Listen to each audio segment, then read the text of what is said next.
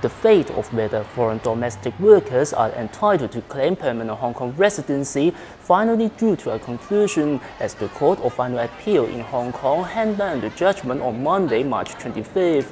The ultimate legal battle came when two Filipino domestic workers, Daniel Domingo and Bano Vallejo, filed their cases to the Court of Final Appeal about 2 years ago in an attempt to overturn the Immigration Department's decisions not to grant them permanent right to stay in Hong Kong. Both plaintiffs claimed that they had been living in Hong Kong for more than 7 years and argued that they shall be qualified to make such claim under the laws of Hong Kong.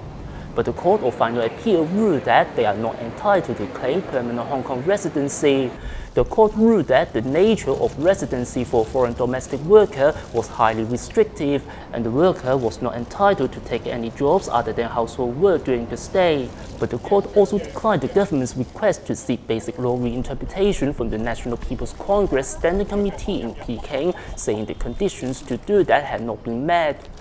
The plaintiffs didn't show up today, so their lawyers spoke on their behalf after the verdict. We've spoken to Ms. Vallejos, and she was speechless, but calmly resigned and saying no problem. That was her response to hearing the result of the judgment. Mr. Domingo said it's not fair. That was his comment. Okay. It was a privilege to represent such great people who contribute to and enrich our community. The legal battle has taken us some 5 to 6 years, a lot of difficulties. We are on the rule of law, we're quite disappointed. While we respect the judgment, we disagree with it and think that we not only had the better but more principled arguments on the law. We are glad that there has not been a referral. While our compatriots on the mainland struggle to implement the rule of law, we must be vigilant to safeguard it in Hong Kong and lead the way.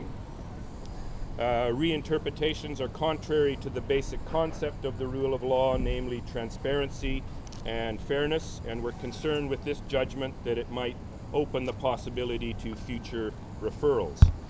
On equality and non-discrimination, where it's regrettable that the opportunity has been lost on this occasion to strike a blow for equality and non-discrimination. And we will continue to struggle both inside and outside the court with our colleagues so that we no longer teach our children that there's such a thing as a second-class citizen and that we demean people based on their job, their gender, or their race. Regarding the numbers that have been thrown out in this case, a reminder of the unique aspects of the case. Ms. V came to Hong Kong in 1986. She has 5 children. None of them would qualify to be dependents. Okay? Mr. Domingo came to Hong Kong in 1985. He's only been absent for 7 days, and he's got 2 children who are permanent residents. Okay? Remember, there's been no properly researched study done on the numbers, and the only qualified researcher with a PhD in biostatistics was from our team. And he said the government's assessment of the impact of the litigation and the increase in the permanent resident population is, and his quote is, crude, biased, highly questionable, unrealistic, if not entirely misleading. Okay? We hope that Hong Kong will do the right thing, and instead of treating this remarkable group of people more harshly, piling on restrictions in an unprincipled effort to show that their residence is extraordinary, that Hong Kong uses the opportunity to move forward and show that Hong Kong is an international city respecting the rights of all. Equal treatment in Hong Kong. Trade unions representing the foreign domestic workers were also dismayed by the verdict and stressed that the verdict has a wider implication to all foreign domestic workers in Hong Kong. Today, the decision of the court make us really disappointed.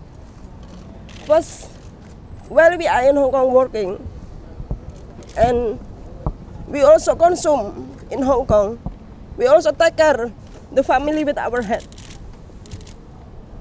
Why Hong Kong people, Hong Kong government also treat us different with others? What our wrong in Hong Kong? So we feel that this is not unfair. We also do the same work. We also do the same thing in Hong Kong. But what the difference is because we are foreign domestic worker. And all the people in Hong Kong, they work, they also have the contract. But why Hong Kong government also make different contracts with other workers? So we feel that we're really disappointed. This decision of the court will not only make many foreign domestic workers sad, but we also fear that this will create, or this will further strengthen the atmosphere in Hong Kong that is not so friendly towards foreign domestic workers. We also fear for the future of foreign domestic workers in Hong Kong. If the court thinks that we are so different, then the message is not so very helpful in improving the condition of foreign domestic workers in Hong Kong. And so I think there will also be a far-reaching implication of this court's decision. This is not just about the right of abode. This is about fair treatment. We have always said that this is about equal treatment of foreign domestic workers. And with the court's ruling, it also shows that the message is clear, that the executive branch, the judiciary, and to some extent the legislative branch, they are not treating the foreign domestic workers equally and favorably. We will, of course, take initiatives in raising these concerns to the UN Commission on Human Rights, to CEDAW, the UN Committee on the Elimination of all forms of discrimination on women. And we will also make use of the platform that was recently established in the ILO. The ILO has recently ratified the Convention for Foreign Domestic Workers' Rights. And obviously, the Hong Kong's standard is far below what the ILO standards have stated in the Convention 189 of the ILO, or the decent work for domestic workers.